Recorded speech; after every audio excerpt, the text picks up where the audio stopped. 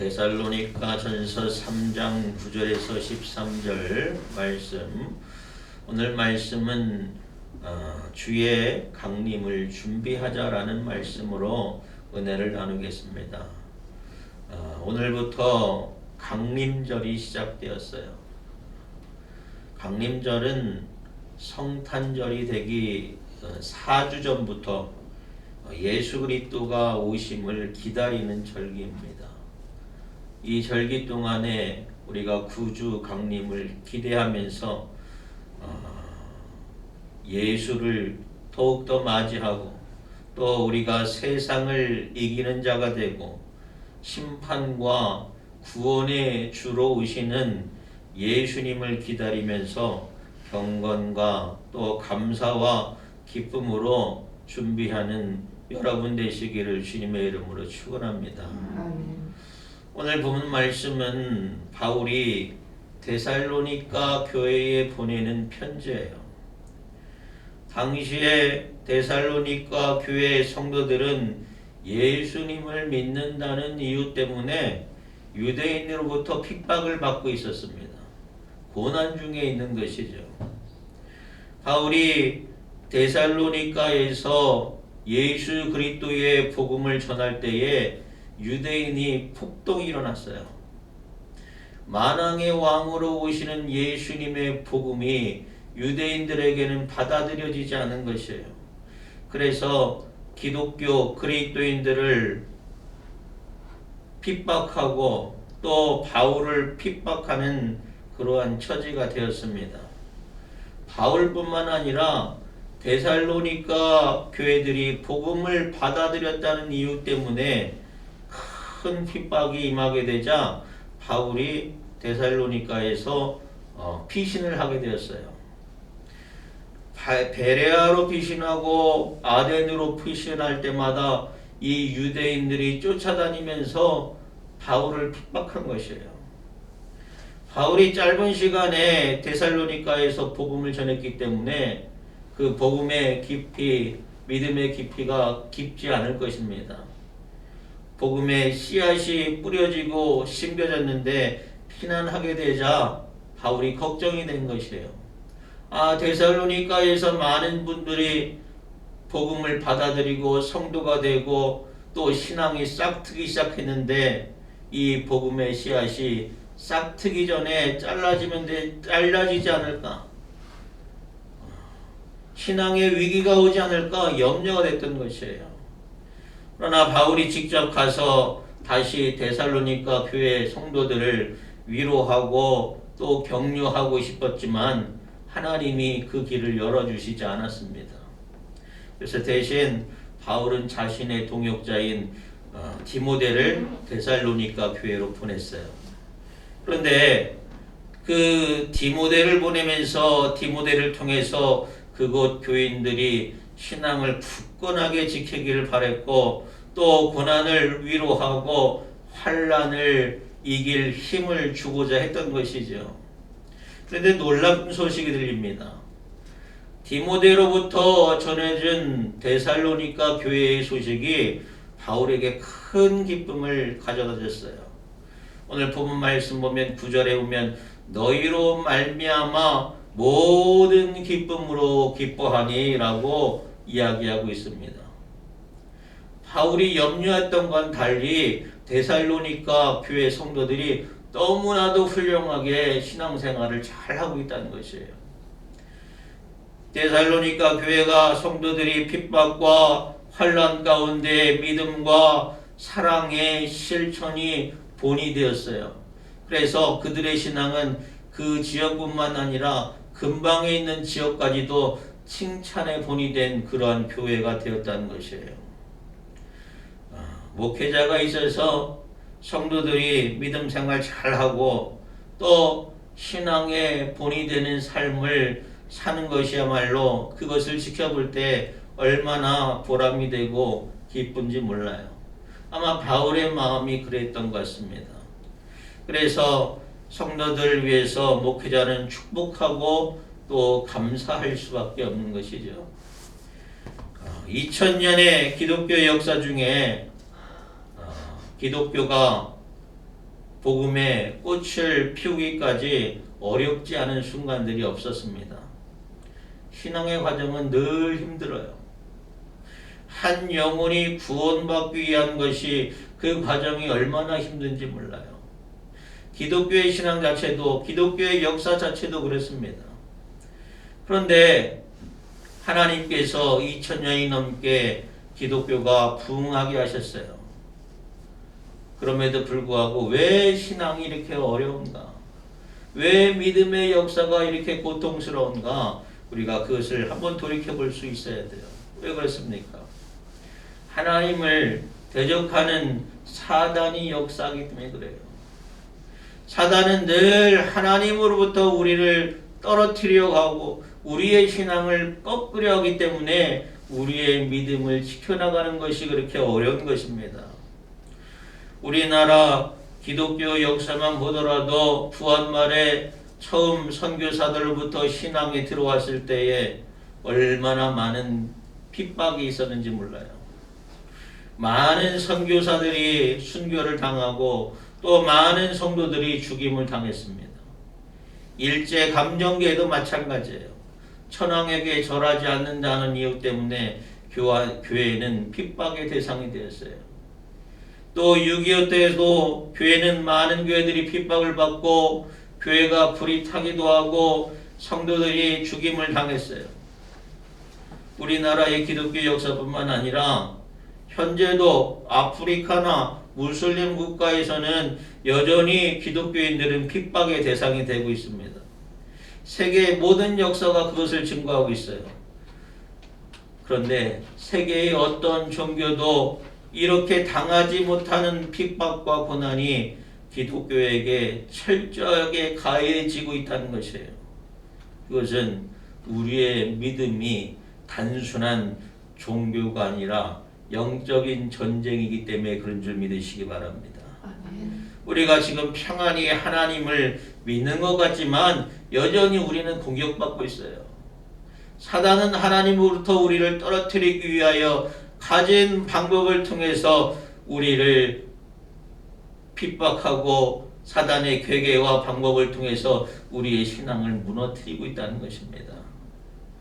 그러나 주님은 우리에게 평안을 주시기 원하지만 사단은 우리에게 평안을 빼앗기를 원해요.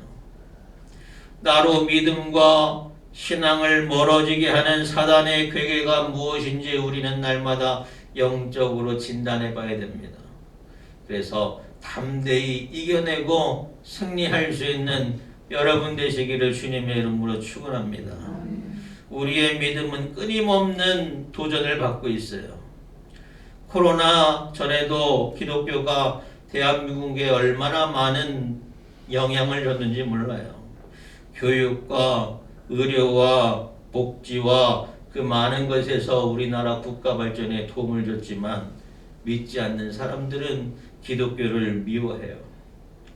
코로나 시국에도 교회는 문을 닫혀지게 하고 또 우리의 신앙의 위기를 많이 겪어왔습니다. 사랑하는 여러분, 그러나 이러한 위기 가운데서도 데살로니가 교회처럼 데살로니가 성도들처럼 환난과 핍박 가운데 그리스도에 대한 신앙으로 굳게 지켜가는 여러분 되시길 바랍니다. 영적인 전쟁에 실패하여 바울의 염려와 같이 신앙을 떠나가는 사람도 있지만 그러나 예수님 당시에도 마찬가지였어요.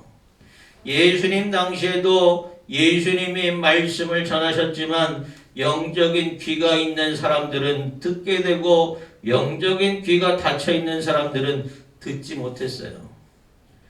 그래서 주님은 뭐라고 말씀하십니까? 귀 있는 자는 들을지어다 말씀하셨어요. 사랑하는 여러분, 영적인 귀가 열려지는 여러분 되시길 바랍니다. 하나님의 말씀을 듣고 순종하는 여러분 되시길 바랍니다. 하나님과 더욱더 가까워지는 알곡과 같은 믿음으로 승리하는 여러분 되시길 바랍니다. 그러면 어떻게 이 데살로니가 교회 성도들은 핍박과 혼란 가운데서도 믿음을 잘 지킬 수 있었을까요? 바울이 이 모든 것이 하나님의 은혜임을 고백하고 있습니다. 그래서 하나님께 감사하고 있어요. 9절 말씀 보면 우리가 우리 하나님 앞에서 너희로 말미암아 모든 기쁨으로 기뻐하니 너희를 위하여 능히 어떠한 감사로 하나님께 보답할까 했습니다. 너희로 말미암아 모든 기쁨으로 기뻐하는데 하나님께 감사한다는 것이에요. 왜 그랬습니까? 하나님의 은혜와 하나님의 역사로 말미암아 성도들이 믿음 안에서 잘 자라게 되었다는 것이에요. 더욱이 환난과 핍박 가운데서도 믿음을 포기하지 않고 은혜의 자리를 지키는 그 성도의 모습들 통해서 바울은 감사하지 않을 수 없다는 거예요. 하나님의 은혜로 말미암은 것에 대해서 우리가 우리의 믿음이 내가 잘해서 된 것이 아니라 오로지 하나님의 은혜로 되어진 것임을 고백하는 여러분 되시길 바랍니다.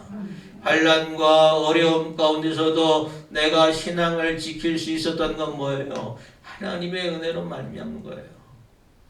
하나님의 도우심과 하나님의 역사하심으로 말미암아 내 믿음이 연단되어지고 또 정금 같게 하시는 하나님의 은혜에 먼저 감사할 수 있는 여러분 되시기 바랍니다. 우리가 이 자리에 함께 모여서 우리의 신앙을 지켜가게 하신 것도 하나님의 은혜인 것을 감사하고 감사할 수 있는 여러분 되시기를 주님의 이름으로 축원합니다. 바울이 데살로니가 교회에서 간구한다고 그랬어요. 내가 주야로 심히 간구한다고 그랬어요. 무엇을 위해서 간구합니까? 첫 번째는 너희의 얼굴을 보고 너희의 믿음이 부족한 것을 보충하게 하려 함이라 라고 했습니다. 데살로니가 교회의 성도들이 믿음이 나쁘다는 것이 아니에요. 이미 데살로니가 교회 성도들은 그 지역뿐만 아니라 다른 지역에서도 믿음이 좋기로 평판이 소문이 많이 난 교회예요. 그럼에도 불구하고 바울이 그들에게 복음을 전해야 하는 것은 말씀의 은혜가 충만하기 때문에 그렇습니다. 너희의 얼굴을 보고 너희의 믿음이 부족한 것에 보충하게 하려 함이라 라고 했어요. 요즘 같은 시대에는 온라인 시대입니다. 온라인 예배도 드릴 수 있지만 이 당시에는 온라인으로 할 수가 없어요. 온라인 예배도 물론 얼마든지 은혜를 받을 수 있습니다. 그러나 그것으로 다 채워지지 않는 부분들이 있어요. 왜? 온라인 예배를 통해서는 영적인 교제와 영적인 교통을 나눌 수가 없습니다. 예수님의 말씀을 전하시면서 말씀을 전하는 사람들, 제자들의 영적인 상태를 다 살피셨어요. 어떻게 살피셨습니까? 들을 게 있는 자는 들을지어다 라면서 예수님 말씀하셨잖아요. 또 믿음이 적은 자들아 왜 의심하느냐라고 말씀하셨어요. 예수님이 말씀하실 때에 듣는 자들의 영적인 상태를 다 보십니다. 그래서 때로는 칭찬하시기도 하고 때로는 책망하시기도 했어요. 그것처럼 바울이 그들의 얼굴을 보기를 원하는 것은 뭐예요? 그들의 영적인 상태를 살피고 그들에게 책망할 것과 칭찬할 것과 보충해 줄 것이 무엇인지 그것을 보면서 가르치고자 했던 것입니다. 바울이 이처럼 그들의 영적인 상태에 따른 영적인 교통을 이루고자 한 것이에요. 사랑하는 여러분, 말씀은 믿음은 들음에서 나게 되는 줄 믿으시기 바랍니다. 성도의 믿음이 자라기 위해서는 어떻게 해야 돼요? 끊임없이 하나님의 말씀을 보고 또 하나님의 말씀을 들어야 돼요. 바울이 데살로니가 교회를 위해서 전한 복음은 짧아요. 3주밖에 데살로니가 교회에 없었어요. 바울이 그들에게 더 깊은 복음의 진수를 전하고자 그들을 보기를 원했어요. 그런데 바울은 데살로니가 교회에 갈 수 있도록 하나님 길을 열어주십시오. 주야로 기도했다는 것이에요. 또 두 번째로 바울은 12절에 또 주께서 우리가 너희를 사랑함과 같이 너희도 피차간에 모든 사람에 대한 사랑이 더욱 많아 넘치게 하사라고 기도했다고 했습니다. 데살로니가 교회가 더 큰 사랑으로 넘치기를 기도하고 있다는 것이에요. 모든 사람에 대한 사랑이 있기를 기도했습니다. 여러분, 우리는 누구를 사랑합니까? 내가 사랑할 만한 사람을 사랑해요. 내 가족, 내 친구, 내 지인, 또 나를 사랑해주고 나를 아껴주는 사람들을 많이 사랑합니다. 그러나 이것은 주님이 가르쳐 주신 사랑에 비해서 부족한 사랑이에요. 주님은 우리에게 우리가 사랑해야 할 대상이 누구인지에 대해서 말씀하셨습니다.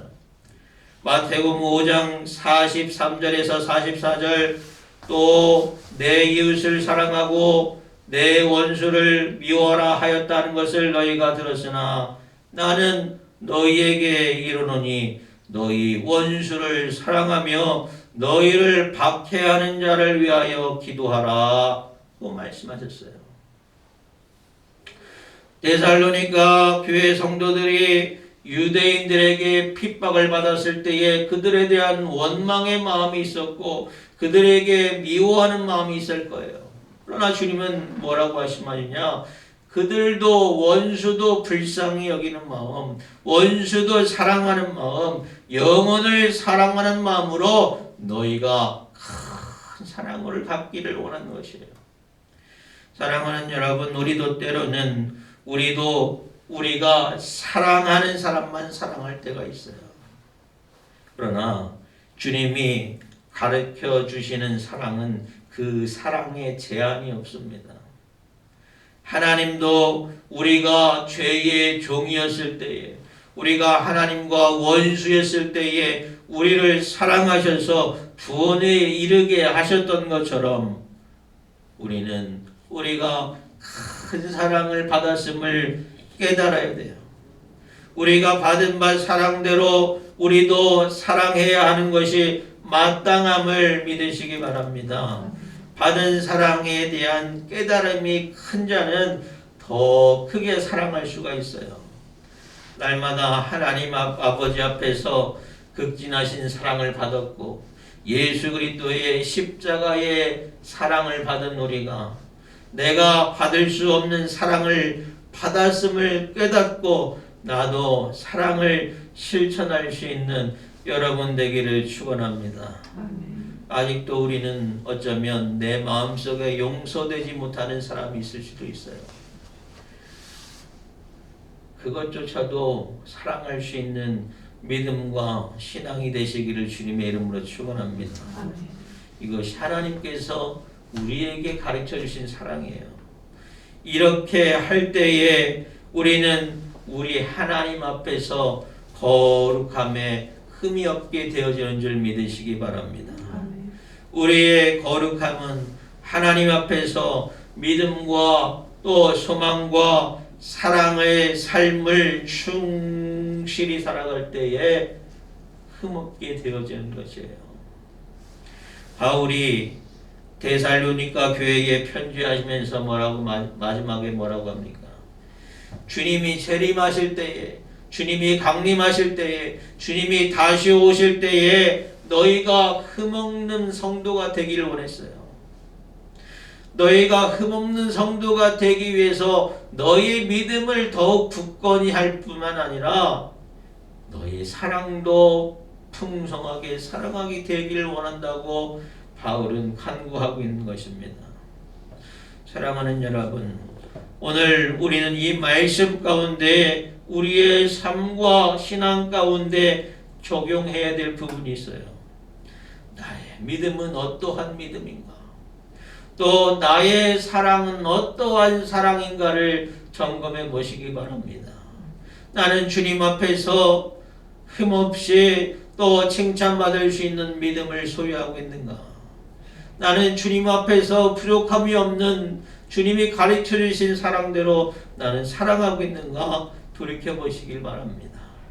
우리가 강림절을 맞이하고 또 강림절을 시작하면서 주님을 맞이하는 나의 자세는 어떠한지를 돌아볼 수 있는 여러분 되시기를 바랍니다. 물론 주님이 2000년 전에 오셨어요. 죄인된 우리를 위해서 오셨습니다. 그러나 부활 승천하신 주님께서는 다시 오신다고 그랬어요.